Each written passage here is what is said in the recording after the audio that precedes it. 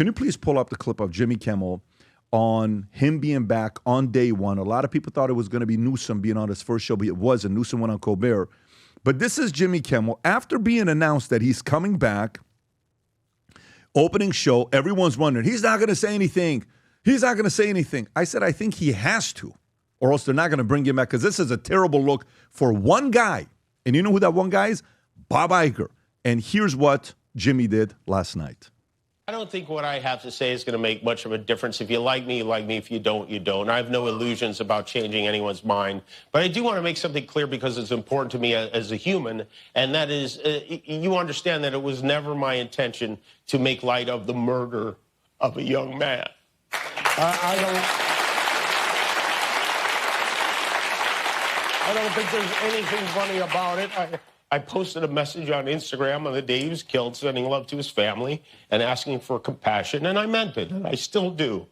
Nor was it my intention to blame any specific group for the actions of it was obviously a deeply disturbed individual.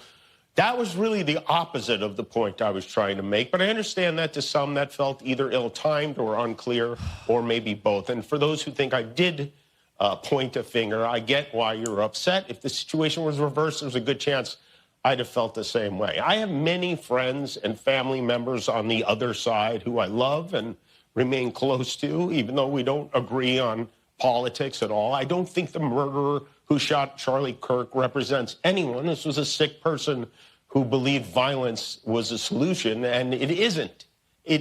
Ever. And also, selfishly, I am a person who gets a lot of threats. I get many ugly and scary threats against my life, my wife, my kids, my coworkers, because of what I choose to say. And I know those. And by the way, I'm sure he does, and I don't want any of that on him either. And I have some ideas for you, Jimmy. I got some ideas for you. I'm going to ask you guys if you guys think it's sincere or not. Bob and Jimmy, here's an idea for you. Why not, for you guys, as you're going through this, if you truly, Bob, want to show that this is a new you, because of ratings, Rob, if you show the ratings.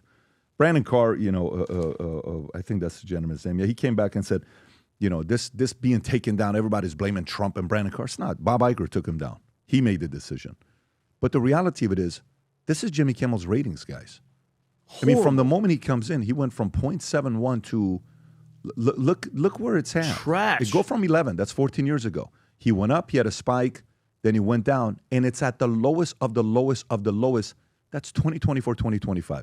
Zoom out a little bit, Rob, just to show the other ones. That's Colbert, which I believe is which one's Colbert?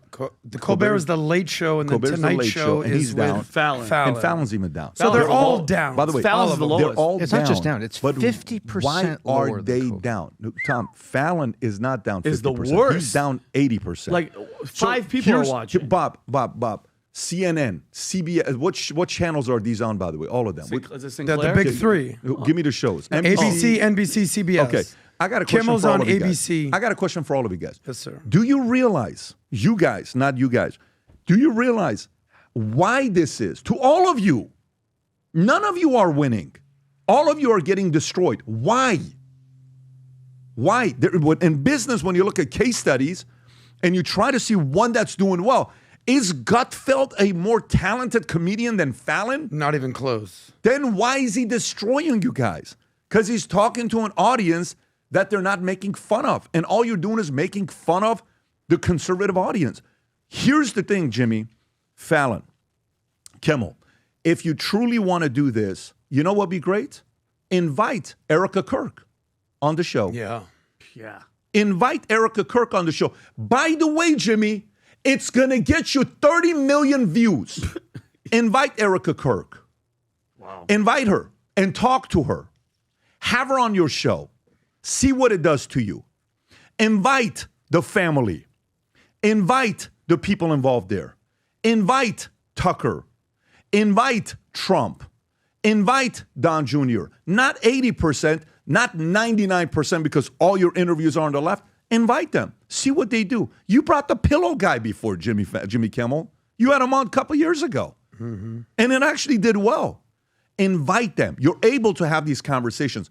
So if Bob Iger truly is leading, because Bob, Michael Eisner called you out, and I'm not a fan of Michael Eisner.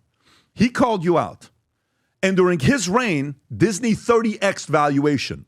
Under your reign, 4 or 5x. Even though I'm a fan of your story on how you went for 41 years at ABC, being where you're at and where ABC is now today, not ABC, Disney is at today, it's under your watch. You left. What a run of a lifetime. Then you return. Bob Chapek. And then now on you, look what Disney's going through. So if you guys truly want to make a statement that, hey, we are for America, like American kids also like Disney. We grew up watching Disney movies in Iran. You know, all of them. In Farsi, believe it or not. But we watch them in Iran. Disney's everywhere. You have a shot at getting back to being for everybody. Look at this. Out of all the guests, this is the timeline that they had. It's written all the way at the top. Colbert, 176 liberal Democrats, 1 conservative. Daily Show, 157-9. Seth Meyers, 68-0. Kimmel, 58-2. Fallon, 41-2. Trevor Noah, 7-0. James Gordon, 4-0. Why? This is your problem. Your business model sucks, and everybody noticed it publicly. Now what are you going to do about it? Massive, massive opportunity. Invite Erika Kirk. That's the way to do it. And make a decision collectively, the booking team. You're not going to like me giving this idea. For every one we bring on the right, we bring one from the left. Try 1-to-1. They'll come. See, the problem with us is people are like, why don't you invite Don Lemon? I've invited him 50 times. Why don't you invite, Rachel? Why don't you invite Kamala Harris? Why don't you invite? We've invited them so many times. They don't show. Jubilee Show, who is ran by liberals. On the inside, they're destroying you. Jubilee is destroying you. Fallon, Kimmel, all these Colbert. How is Jubilee, a bunch of regular guys, destroying you? You know why? You know what they say? They don't agree with all the conservatives, but they say yes. You know what liberals say? No, I need the questions in advance. That's the problem. But here's my challenge. Kimmel, Fallon, and Seth, invite conservatives. They will show up because they're not afraid of the camera. They won't ask for the questions. They won't. All they ask for is one thing. You know what that one thing is? Respect. That's it. All they ask is one thing. You invite them and see what it does to your show. And by the way, within 90 days, it won't even take that long. Look what happens to your ratings. I'm willing to bet money on it if you do it. But I know you won't because you guys are scared on the inside. I know you won't. I know you won't. You're too scared on the inside. God forbid all the liberal people on the inside start storming out and saying, I'm protesting, I'm leaving. All these scared people to talk to others. It's embarrassing. It's embarrassing. By the way, Jimmy, I respect you for coming out and saying it. And Bob, I respect you for letting him know, here's the line, if you don't come out and say something, you ain't coming back. Because he had to do that because, Bob, you gave him an option. That's my speculation on what happened there. Vinny, I know you have different feelings, and I want to hear your thoughts as well. Yeah. I'm going to come to you. I want to hear from your thoughts, but I kind of want to share that with everybody. Go for it. Great point. You just gave fantastic, free business advice that they are never going to take. Okay? These guys are the propaganda arm of the Democratic Party. And if you think for 2 seconds they're going to do something that's going to change to go for the positive, we're all delusional, Pat. They're getting money from all this big pharma and all these donors. They have to stick to their guns. And you know what? As a Christian, I will accept your apology 1,000%. I'll never forget, but I'll accept your apology if you actually say, I am sorry. He didn't say I'm sorry. I apologize for what I did. Not one time did this political hack, unfunny, that's the word. You're a comedian. You don't interpret that as an apology? I don't interpret that as an apology at all. You know what he said? You don't need the time? No, he said this. I do not want to make something, I want to make something clear because it's important for me. This is a quote as a human, and that is, you understand that it was never my intention to make light of the murder of a young man. That's exactly what you did. That's exactly what you did, Jimmy. All right? And this is him 7 days ago. 7 days ago. Tell me what you mean that's exactly what he did. What do you mean? He said he didn't want to make intention to make light of the murder. Yes, he did. He was cracking jokes about how Trump responded. He was saying, and I quote, the MAGA gang desperately trying to characterize this kid who murdered Charlie Kirk as anything that other than one of them. And then yesterday he goes, I don't think the murderer who shot Charlie Kirk represents anyone. Yes, he does. He says who he does. Look at all the evidence. I just think it's disingenuous, Pat. He didn't want to apologize. You know why they didn't want him to come back on, Tom? Because he said he wanted to go back and go after MAGA even more. And it's like, enough of this. When are they going to learn your words? Exactly, and they keep talking about censorship. All I've been seeing is all the celebration of the pillow guy, Mike Lindell, of Donald Trump, of Roseanne. These people they're the biggest hypocrites in the history of the world. Plain and simple, okay? And Pat, and you as a businessman, you're giving them the model. Like, these people do not understand. Numbers don't lie. How many times does Tom have to say this? Words talk, numbers scream. How many times? How many times? And Disney, they didn't learn their lesson. There's the guest count. Yeah, and how long are they not learning to listen? Their lesson. They're still projecting that LGBTQ stuff. They're still trying to groom the kids in their videos, and it's like, enough was enough. Like, are you not getting it? Budweiser puts Dylan Mulvaney, a transgender, like, as if that was gonna work. And how many billions did they lose? Okay, Pat, I swear to you, anybody that looks at me in the face and says, Vinny, whatever I did, I am sorry. I want to hear it. At least say it. Okay, that's fair. I think didn't hear that's it fair, at all. But I think that's fair. But I do think, did he not, when it happened, tweet about it or say something about it, Rob? Why do I feel like he said something about it when that day it happened? Well, he said in his monologue that he had put something on Instagram. So let me see if I can find that. Yeah, I'm trying to look at Instagram. I actually can't find it. But Pat, it's going to be back to business, talking crap about Trump. You know how he really feels. They hate Pat. They hate us. They truly hate us. And I'm telling you, just because he's not celebrating and whatever, if God forbid something happened to the president, those people are throwing parties. That is a fact. These people, the Keith Olbermanns and all of them, Keith Olbermann's at the top of the totem pole, but all these people, Pat, they are captured by something different. Well, I don't believe it. We'll come back to okay. So is this the one that says, instead of angry finger pointing, can we just one day agree that's horrible monster? So he, on behalf of my family, we send our love to Kirk's mom. Okay, so he did. But then he made fun to blame MAGA. Yes. And that's the part that, Sinclair and others pulled the show and they said, we're not dealing with this. Okay, Tom, where are you at with this? So if I gave an apology like that to my wife on something, it was never my intention. What I really meant to do, she's waiting for me to look at her and say, hey, I'm really sorry. Do you forgive me for that? That was just, and then say, Kim, it never was my intention, but that's the way it came off, and that's my fault. That's on me. That's an apology. I didn't hear an apology. I heard writers. I saw some emotion in Jimmy, but I don't think Jimmy wants to be out there. He was apoplectic, and he was very clear. You don't believe he feels bad for a 31-year-old father of two getting killed? Do I think when he steps back and does he feel bad for that? I think he does. How can any I agree. rational I think human he does. not? Yeah. But you asked me how I felt. Yeah.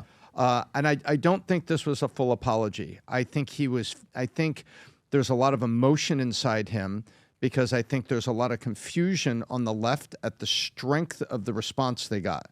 Remember, they've never had to apologize. They've never had to own up to it. They've never had to be called into account for those guest counts. Mm-hmm. They've never had to be pushed to the edge and say, why don't you have equal time? And instead, I don't have disdain for what Jimmy just said. I don't have anger for what he just said. I guess the word, Pat, is I don't think it was complete. And I think, does he have some real emotion and thinking about what really happened when he gets back past of the propagation and the ire he has for MAGA? Yeah, I think so. But I think he was also staring into the abyss of a career. He's trying to renegotiate a contract. This contract's coming up this year. There's a lot of things going on at Disney. He was probably not in some very, productive conversations. According to Disney, they don't have a renewal offer on the table, and the ratings are why. And I look at that and I'm like, come on, Jimmy, this is an opportunity at this point in your career to make a full-throated apology, and then to take a look at it and just don't take anybody's word for it. Don't listen to what you just said, Pat. What you just said was so eloquent. But look at what Van Jones said. Look at what other people are saying and saying, wait a minute here. Is there an opportunity for dialogue? And right now, I feel like they're kind of trapped in the echo chamber, and they are cornered by the tigers and the hyenas on the left, which were the pets they adopted. Yeah. And now those pets have grown up and they don't know how to handle them and they're trapped. I think Jimmy's was incomplete. I saw emotion there that I feel was authentic.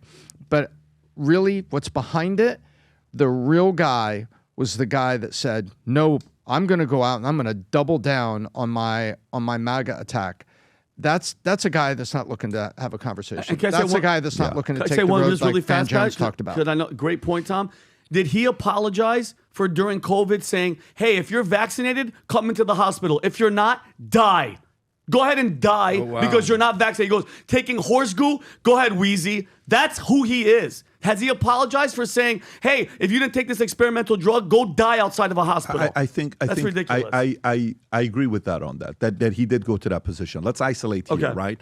What I want to isolate here is, Adam, what thoughts do you have with this here, with Jimmy? Well, Jimmy led off by saying, look, I know that this show is not important. And then he went on to kind of give like a monologue. I think he would have just stopped right there.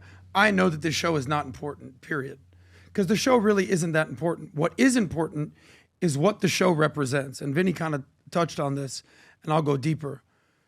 TDS, Trump derangement syndrome, is a real thing. Mm-hmm. You know, like what's the line in the movie? Just when I thought I was out, they pulled me back in. Yep. They thought that they were done with Trump.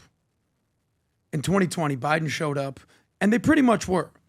But then they fumbled the ball, the Biden administration, Kamala Harris, and lo and behold, Trump came back.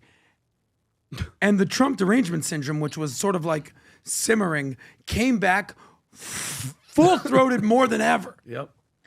And you broke people's brains. Yes. Like, we can't just kind of move past, like, they're like, what? Like, it's because it's true.